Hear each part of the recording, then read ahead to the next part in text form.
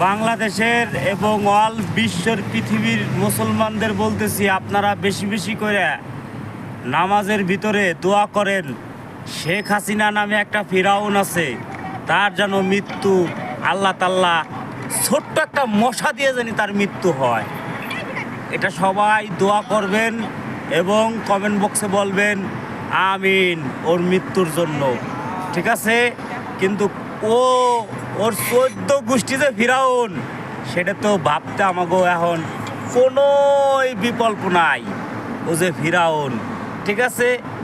এখন ঘটনা হয়েছে কি, ওই শালা হারামির বাচ্চা ফিরাউন ওর 14 গোষ্ঠী সহকার জানি দজকের খরির চেয়েও নিকৃষ্ট এই দজকে থাহে, ঠিক আছে?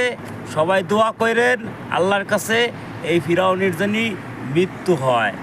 ভালো থাকেন।